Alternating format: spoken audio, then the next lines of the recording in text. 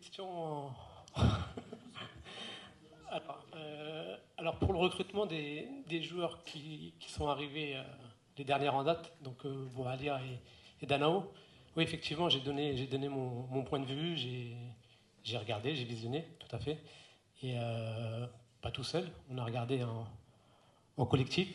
Et j'ai validé, oui, j'ai validé les profils. Donc ça fait partie de mes prérogatives. Donc pour ça, oui, j'ai donné mon aval pour ces deux joueurs qui, je pense, pour l'instant, s'intègrent bien, rentrent bien dans le moule et font ce qu'on leur demande. Donc à ce niveau-là, oui. Concernant le recrutement, alors oui, là, effectivement, la première des choses, la première démarche, c'est de regarder tout le territoire national. Ça, il faut avoir la main mise sur le territoire national. Ça, c'est la base, c'est la première des choses. Dans la feuille de route que j'ai tracée à mes recruteurs, euh, oui, oui, oui, oui, oui, c'est ce que je. Donc j'ai une cellule qui travaille pour moi, effectivement. Donc j'ai Ziad Lamara, ancien directeur technique, alors qui s'occupe des loan players. Donc il fait le suivi de tous nos joueurs qui sont prêtés dans les clubs différents en Tunisie. Donc il me fait un rapport tous les mois détaillé sur chaque joueur.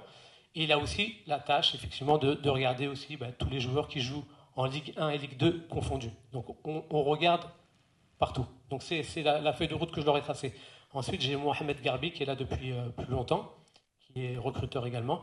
Donc pareil, ils ont des missions bien définies, des tâches bien définies pour le recrutement. Donc la première, comme j'ai dit, la première des choses, c'est de maîtriser le territoire national. Ça, c'est la base.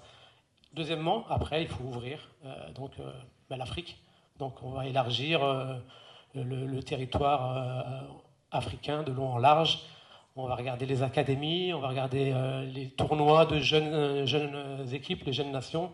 Donc on va être focus sur ça et être bien représenté sur toutes les compétitions également sur le continent. Tout ce qui est Coupe d'Afrique, Coupe arabe, voilà, on va essayer d'avoir une visibilité maximum pour être prêt.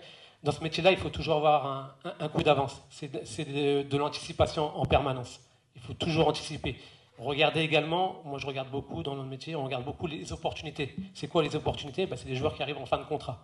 Ici, il doit y avoir des joueurs qui sont en fin de contrat, qui ont des problèmes dans leur club, qui ne veulent pas renouveler, qui sont peut-être de très bons joueurs. Donc on est à l'affût de tout ça. Donc c'est très vaste le métier de recruteur. Et dernier point que je voulais mettre en avant également, c'est je pense qu'il va y avoir un gros travail qui va être fait à ce niveau-là.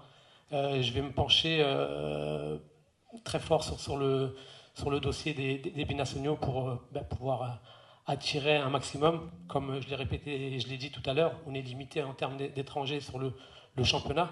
Donc avoir des binationaux à fort potentiel et avec du talent qui peuvent rejoindre l'Espérance de Tunis. Donc on va se focaliser et s'orienter sur cette stratégie également. Alors, Okpelo, moi je l'ai trouvé ici, donc j'ai pas participé à son recrutement. Ah, la prolongation de contrat, oui. Donc, écoutez, les discussions sont en cours.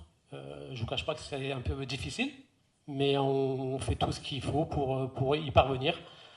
C'est le jeu des négociations, hein. Maintenant, il est en fin de contrat, c'est un bon joueur, c'est un top joueur, avec des grosses qualités. Il a encore une grosse marge de progression parce que c'est vraiment un joueur qui est déjà bien connecté, qui a, je pense, les qualités pour aller jouer en Europe.